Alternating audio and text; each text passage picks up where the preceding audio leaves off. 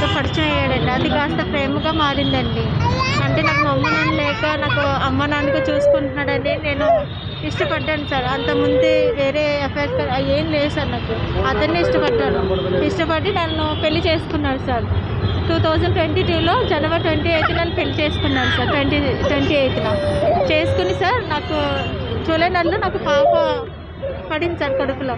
పడ్డాక మళ్ళీ అప్పటి నుంచి ఇలా మరదలు ఫోన్ చేసి చెప్పింది సార్ నాకు ఇలాగా పెళ్ళి అయింది అతనికి అది ఇది అనుకుని. నాకు తెలియదు సార్, అది నాకు చెప్పలేదు, నాకు తెలియదు సార్. ఇప్పుడు ఏమంటున్నాడంటే నేను చెప్పాను నీకు, చెప్పి చేసుకున్నా అంటే చెప్పి ఎవరు చేసుకుంటాను సార్. నేను నెలకి 1,00,000 రూపాయలు సంపాదించేదాన్ని నేను ఎలా చేసుకుంటాను సార్. అతను నేను నా జీవితం అంతా నాశనం చేస్తాడు సార్. వాళ్ళేమో ప్రెగ్నెంట్ టైంలో వచ్చి కొట్టేశారు నన్ను. 7th మంత్ వచ్చి వాళ్ళ కావాలి కూడా వచ్చి నన్ను కొట్టేశారు అందరూ. ఆయన ఏం చేస్తాడమ్మా మీకు ఎలా? ఆయన కూడా జాబ్ సార్. జాబ్లోనే పరిచయం మధు అండి సార్. తను విజిస్ట్ సార్. నాకు న్యాయం కావాలి సార్. ఎందుకంటే నేను పాపతో ఉంటున్నాను సార్. డే బై డే కింద ఎక్కడ అక్కడ అని పెట్టేశారు. మా వాళ్ళు వచ్చి మాట్లాడండి. పాప పుట్టింది కదండి, కాంప్రమైజ్ అయ్యారు సార్. లేకపోతే అతనికి అప్పుడే అన్నయ్యలు కొడదాం అనుకున్నారు సార్. నిజంగా నా చెల్లి జీవితం నాశనం చేస్తారు. నేను మా ఇంట్లో నేను ఒక్కదాన్ని కూతురు సార్. మా అమ్మ నన్ను లేరు, నాకు చిన్నప్పుడు చనిపోయారు. నన్ను ఇంతవరకు మోసం చేసిన అతను పిల్లలు కన్నారు.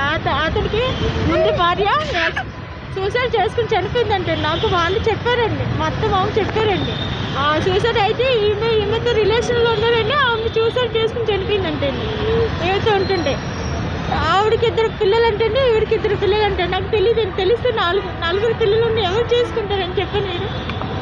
నా జీవితం ఎటు కాకుండా అయిపోయిందండి. ఇప్పుడు పిల్లతో ఉన్నానండి. నాకు ఒకటి ఆస్తి ఒకటి ఉందండి. రాదు నాకు ఏదైనా ఇది చేసినా కాలాడదు. ఆస్తి ఒకటి ఉంది. నన్ను పట్టించుకోవట్లేదు. ఒక డే బై డే అక్కడ డే బై డే ఇక్కడ పెట్టారండి. అది కూడా ఉండట్లేదండి.